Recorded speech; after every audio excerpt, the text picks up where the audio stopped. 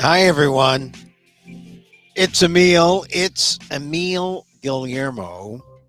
Emil, come meet me. Emil Guillermo. Emil Amok to you. This is my takeout. Emil Amok's takeout. You can eat here or you can take it out. We go over the news because I am a news person.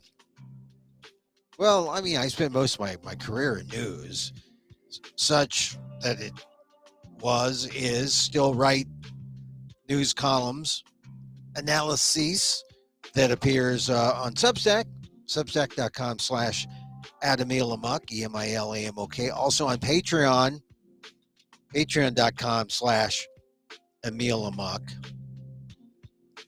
Amok. They say, oh, why Amok, Emil? Well, I've been Amok for a long time, since at least 95 officially. But yeah, it means to be thrust into a murderous frenzy. You get that. Metaphorically. Can't keep it in. I mean, there's so many things that are making me amok, and we get into that here today. But first, thank you for joining us. If you're joining us on YouTube at Emil Amok 1, if you're joining us on Facebook, fb.com/EmilGuillermo.media, thank you for being here. We are a kind of a secret podcast. I mean, the podcast goes on in, wherever you podcast, Emil Amok's Takeout, but I haven't really updated that. I do the podcast live here, and then I put it on Patreon to create my own little community, because it just seems like you can bypass a lot of the censorship that goes on, a lot of the for a time during elections, Facebook does this thing with the algorithm. They don't get things to people, and so it's just a lot cleaner. If you want to see the show, go to patreon.com, sign up, and the recordings are there. You get it live here, 2 p.m. Pacific, 5 p.m. Eastern. I'll go on live and record the show. And we usually, in the tradition of talk radio monology, go on for about 45 minutes or so to talk about what's going on. I guess it's not as distressing. It still is. I think people are still stunned. People still say, oh, don't talk about it. Don't talk about it. But, I think people are kind of resigned to, at this point, the best coping mechanism, as I was telling my audience on Monday night when I did my one-man show that I'm going to tour next year. You cope. My guru says you got to not have any preferences. You got to like it all. I know it sounds crazy, right? You got to like the bad things?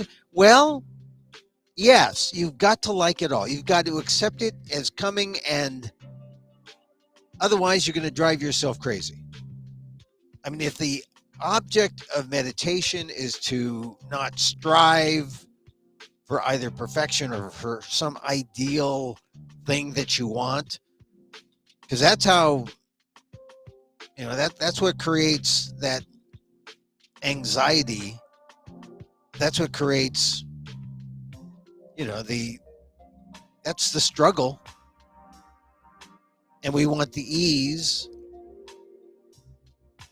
and sometimes it's understanding that all that's happening in life is outside. The most important thing is inside. So it becomes convincing as you understand what's more important, that you can get involved in this struggle for perfection, to the struggle for the things that you think are important, but at what cost to mental health, to your physical and spiritual well-being. And in the end, that's kind of the choice.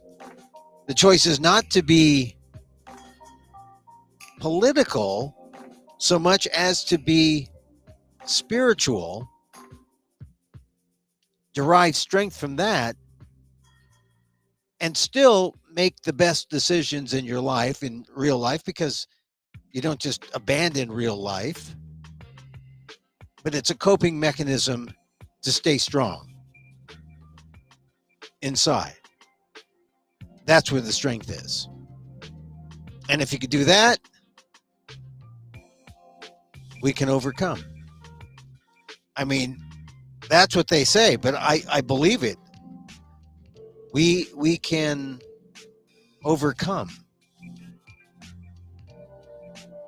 which is a spiritual thing, right? That's what it is. And then we allow what is to happen, and we try to liberate ourselves from the struggle so that we can be free. And that's simply by saying, I'm okay with all of it. I've got no preference. I'm okay with all of it. I'm going to make the best decisions that I can make for me now. And at some point, that arc of justice will bend our way, and we will be ready. We will be prepared. We will, as I say, we will overcome. That's the hope, right? That's always got to be the hope. But it's a struggle. Every day there's something new. And of course, the worst of Trump's nominees, right? Gates, Hegseth, and Matt Gates, Pete Hegseth, and Tulsi Gabbard. They're out there. Those are the three. And so now it's going to be a matter of political horse trading. And we just have to hope that the Republican senators, that there's enough moral, good men, and they know that they don't have to be on bended knee to Donald Trump for everything, for every last one of his nominations. I mean, Dr. Oz is kind of like, do you let Dr. Oz go? I mean, what is his background in dealing with a multi-billion-dollar bureaucracy? I mean, does he have any? I mean, he has experience hawking, all these medical products on the internet and on his show. Dr. Oz to run Medicare and Medicaid. See, this is the thing about the people that Trump is not. Linda McMahon, the WWE wrestling executive. I mean, she wants to throw Hulk Hogan at the Department of Education and destroy the thing. I mean, that's her goal. So she doesn't have to know anything about education. In fact, the less these people know about the area that they're supposed to be in charge of, they have no guilt in doing whatever they feel like doing that pleases Donald Trump, because he just wants to destroy the bureaucracy. He wants to destroy the government. And it's just amazing that we have built up to this point. I mean, the Department of Education isn't perfect. Medicare is almost perfect.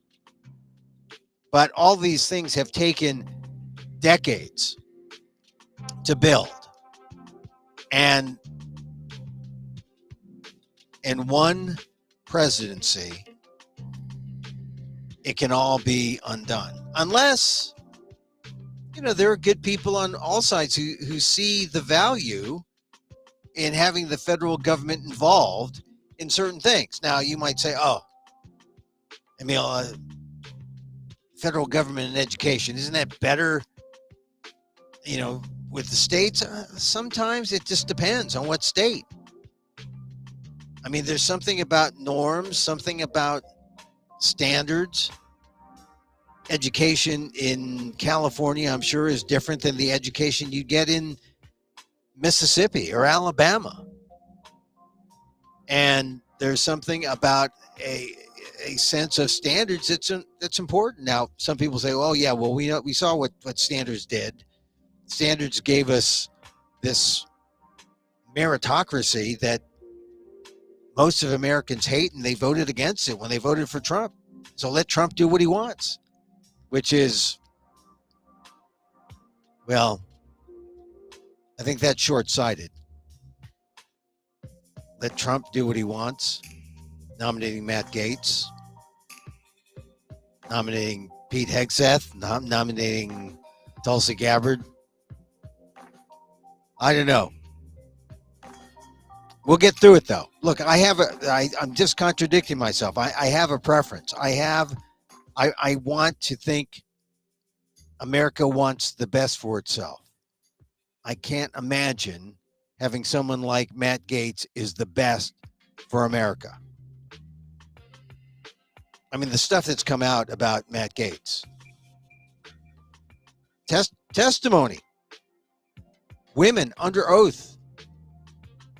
A woman who testified that when she was 17, yes, she had sex with Matt Gaetz. She was underage. That's part of the testimony that's been reported by the lawyer of the person who testified. So I think it's I think he can go with it. And then the two other women who testified that they were paid $10,000 by Gaetz. Matt Gaetz. Let's not get our Gaetz wrong. So I think that's the guy you want as Attorney General. I mean, Trump only wants one thing. He wants to make sure he's got a stranglehold on whomever is a pick for anything. And that certainly would be a stranglehold for the Attorney General. And the Attorney General will pretty much determine what Trump can or can't do. And by Trump throwing a lifeline at Matt Gaetz, everything that Donald Trump will get a rubber stamp from Matt Gaetz, which is why it's a dangerous pick. So far, the House is deadlocked. The House committee that did the investigation, they're deadlocked. But the Senate, they want to see. They want to see the investigation that the House did. And I think America wants to see.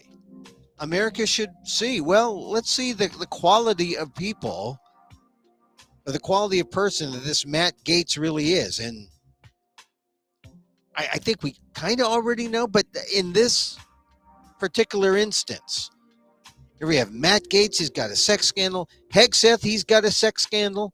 We know Donald Trump has a sex scandal. I mean, I don't know if Donald Trump understands. He's the president of the United States. He's not the president of Sexaholics Anonymous. I think there's a kind of disconnect there. You're the president of the United States, sir. But like I said, he just wants to do his thing, and he needs Gaetz more than anyone else. He needs Gaetz, the Attorney General, to back him up. Heaven knows that Trump already has the Supreme Court, because the Supreme Court, under official acts, you can't. Trump can't be held liable for anything under that official acts provision. But just to make sure, he wants the head of the Department of Justice, the AG, on his side, and that's why Matt Gaetz makes sense. Now, I'm surprised to hear that Lindsey Graham put out a tweet saying, "Oh, let's not get caught up in this lynching." Lynching is always used as a metaphor, even for a white guy like Gaetz, Matt Gaetz. It's a lynching. Don't involve yourself in this lynching. It's not a lynching. We want to hear what's going on. We want to hear what the investigation has, you know, has the testimony under oath from these women. And if Gates is in fact guilty of some form of statutory act, if he is guilty of some kind of sex trafficking or use of illegal drugs, and then the Senate, who approves him or disapproves him, can be on the record and the people can see, because the consequences of Gates in that position will be real, will be profound, will be real, and long lasting. Got to take it seriously. So I'm hoping people will do the right thing. I mean, that's all you can say right now. I hope that people will do the right thing. And that is to shine the light on the report. Let the American public see. And what the hell? Take a chance, you Republicans. You won the vote by the thinnest of margins. I mean, Trump is only like he's got a 49.9% of the popular vote. He might in the end maybe a 1-2% margin. He won the Electoral College. He won, but we're really in this 50-50 America. And I think a large number of Americans want to know just how bad Matt Gaetz really is. It would just be nice to have it on the record, officially, to see it, and then we can point to certain things. Oh, yeah, that's when things went wrong. That was the tipping point. We could have done this, but we didn't. That was it. Just for history's sake, definitely for history's sake. So Matt Gaetz, I think he's the worst of all of them. Hegseth maybe second. Tulsi Gabbard, no, maybe Tulsi Gabbard worse. But like Oz for Medicare chief, Linda McMahon, she's just going to dismantle the Department of Education. We just have to hope that enough people are thinking about the American public so these nominees don't destroy a lot of the good things that were built up over the years. Because there were some good things. There were some good things. We'll have to see. All right, the other thing that I want to talk about is this transphobia that's going on. I mean, it's a transphobic, the politics is transphobic when you saw the ads in the election, right? She's for they, them. Donald Trump is for you. You saw this. But now we have Representative-elect Sarah McBride, Delaware Democrat. She won her race for the House this month. She's the first openly transgender person elected to Congress. And now she's facing the kind of discrimination that good, decent, moral people would not stand for. But it's coming from the hard right, and it all has to do with her identity. She's not even sworn in, and she is being the victim, the target of real discrimination. The New York Times has an interesting story. In Washington this week for new member orientation, Ms. McBride was still sitting through mandatory cybersecurity trainings, setting up her payroll, selecting district offices, and learning how to introduce a bill when her new Republican colleague, Representative Nancy Mace of South Carolina, announced plans to introduce a measure to bar transgender women from using women's restrooms and changing rooms in the Capitol complex. And Ms. Mace did not try to pretend that she was doing anything other than targeting one individual with her resolution, even though it would apply to all employees and officers of the House. Sarah McBride doesn't get a say, she told reporters on Monday night. I mean, this is a biological man. She said that Ms. McBride does not belong in women's spaces, women's bathrooms, locker rooms, changing rooms, period, full stop. That is as transphobic as it gets.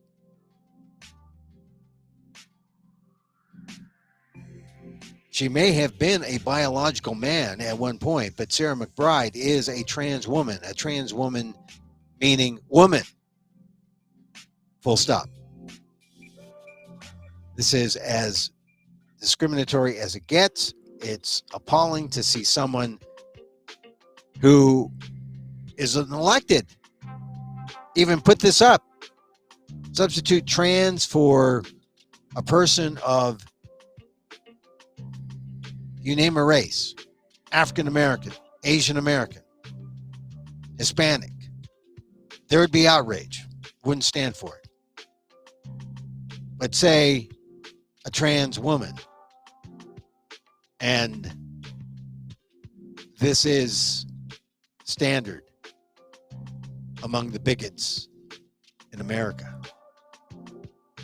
The move by Ms. Mace, one of the more attention-seeking members of the House, was straight out of the political playbook Republicans have long employed on transgender issues, which they see as an effective wedge to divide Democrats. Not just divide Democrats, but to divide all people, right? Because now you're just going to have to say, oh, I kind of like Nancy Mace. No, she's a bigot. In the final days of the campaign, President-elect Donald J. Trump hammered Vice President Kamala Harris on her stance on transgender rights. And in the days since Democrats lost the White House and both chambers of Congress, there's been much hand-wringing among them about whether their position on the issue cost them, or what their position cost them with voters. In the House, Republicans have spent the last 2 years routinely proposing legislation seeking to roll back the rights of transgender people. And across the country, Republican-led state legislatures have tried to pass laws requiring people in government buildings to use bathrooms associated with their sex assigned at birth. But with Ms. McBride's arrival in Washington, House Republicans for the first time have a transgender colleague to target in their own workplace. And it's happening. Mike Johnson has been publicly non-committal about the fate of Ms. Mace's resolution, but she said he had told her he planned to include it in a package of House rules. On Tuesday, he struggled to answer questions about the issue. This is Johnson. I'm not going to engage in silly debates about this, he said at a news conference. There's a concern about uses of restroom facilities and locker rooms and all that. This is an issue that Congress has never had to address before. We're going to do that in a deliberate fashion with member consensus on it, and we will accommodate the needs of every single person. Later, he convened reporters just off the House floor to clarify his earlier remarks, but his statement did little to clear up where he stood on the issue of Mace's resolution. A man is a man, a woman is a woman, and a man cannot become a woman, Mr. Johnson said. That said, I also believe that we treat everyone with dignity. We can do and believe all of those things at the same time. Well, good luck, Speaker Johnson. I think he's failed. A man is a man, a woman is a woman. A man cannot become a woman. McBride, Representative McBride, is a trans woman. She is a woman. And that ends debate. Stop being a bigot. That's the transphobic America we thought we'd come through some hurdles. But now it's clear, and with a member of the House duly elected from Delaware to get that kind of greeting. Well, this is a message for activists about trans rights. And of course, they could do it with trans people because trans people are a small minority. But if you think it's okay to do it to trans people, think about just substitute trans for Latino, trans for Asian American, trans for African American. It's not okay. It's not right. Congress should be ashamed of itself. But, this is just part of the hate wave. We talk about this bombogenesis, the atmospheric river on the West Coast. It's really coming in like Northern California, north of me. But it's going to rain hard. Everyone's preparing for it in Northern California. But the atmospheric river of hate, it's on since election day. Like I said, my coping mechanism of having no preference goes so far, but it's a coping skill. And it's really intended to understand that if the politics isn't there, there's refuge in the spiritual. There's refuge in being spiritual about it all. Because you could be above it. Like my guru says, be Christ-like, be Buddha-like. Let it happen. But you can still be active, do what you can. But the hope is you'll have a kind of inner strength, because it's all about being strong inside, letting the outside happen, but being strong on the inside. And if you're strong on the inside, then you can withstand some of the stuff we may see when people don't act and do the right thing. But you have to think about, like, Native Americans after the 1830 Indian Removal Act, or African Americans during slavery. What got them through those moments? Being spiritual, having faith, being strong on the inside, knowing that at some point that arc of justice will bend your way. That's the hope. That's the hope. So I know a lot of people are thinking about deportations. I mean, they've talked about it yesterday. ACLU filed a suit over ICE transport, the private airlines that ICE uses. So there's going to be legal challenges all along the way. It's not like the Republicans, specifically Trump, can do anything he wants and it will go unchallenged. There will be legal challenges. It's just that this is the life that a very slim majority wanted, because they were upset by the price of eggs and the price of gas and They don't really pay attention to all these little incremental movements in politics because that's not their world, right? But they came out and they made it their world on November 5th, and this is what they voted for. But for people who follow politics all the time, it's a painful, every move is painful. But, and this is going to continue, nomination process. There's time. I mean, just because a nominee was mentioned, they're not going to just suddenly rubber stamp them and, they're all approved. Let the process go.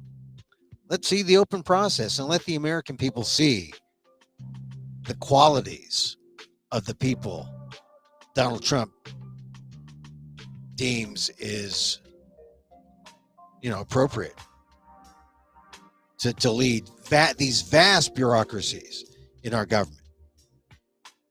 Department of Defense, my God. Medicare, 160 million people covered by Medicare. Dr. Oz, your children. Linda McMahon, the WWE exec in charge of education. See, it's going to be like the Dobbs decision in abortion. Trump's going to say, oh, let the states handle it. The states. I want to play golf. Let the states handle it. The states can do it. Some states can, and some states can't. We'll see. There's something about having a national sense of what we're about. But and don't call it a mandate. This is not a mandate of the people. Or if you want to call it a mandate, it's a very slim one. It's not a landslide, and it's not an overwhelming majority. Mandate, landslide, think Nixon McGovern 72. That was a landslide. That's the last real one that I know. A landslide actually could be, 15 points, 8 points, maybe. But this was like at best, when all the counting's done, maybe a 1 to 2 point.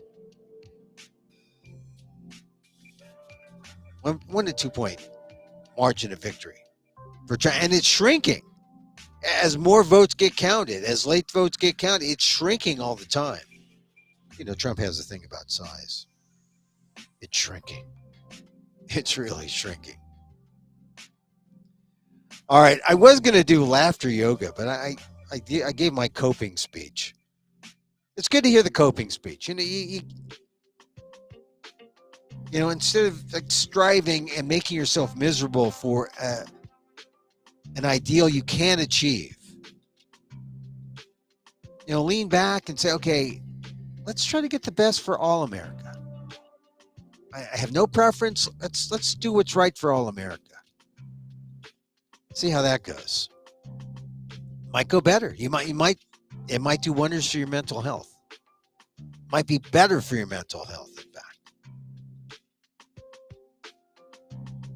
fact. Still. I'm going to do laughter yoga, I think, on the Patreon channel. So if you go to patreon.com/Emil Amok, I'll post a laughter yoga thing. Laughter yoga is just intentional laughter. And I've done it at the end of some shows here and at the end of some shows that you can find there on Patreon. But basically, it's just using the physical act of laughter to energize your body, get the oxygen into the body from the belly up, going to the brain, releasing the good chemicals, the oxytocins, getting all the what is it? Serotonin, oxytocin, all the feel good chemicals in the body and then using them to get 20% more energy in the day, and just have a brighter outlook. Laughter yoga is it sounds kind of goofy, but it's not. I mean, Dr. Madan Katarian in Mumbai,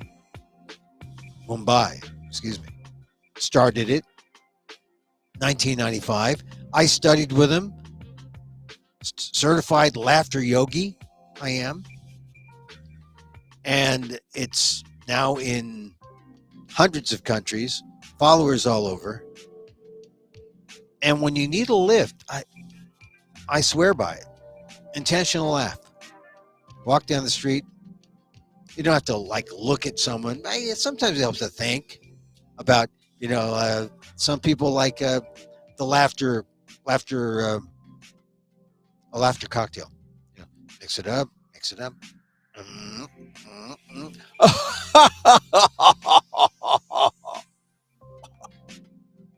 Do that for a minute, or just laugh, intentionally laugh for a minute for world peace. Go ahead, try it. It helps. And then come back and just do some regular meditation, breathing exercises, 3 deep breaths.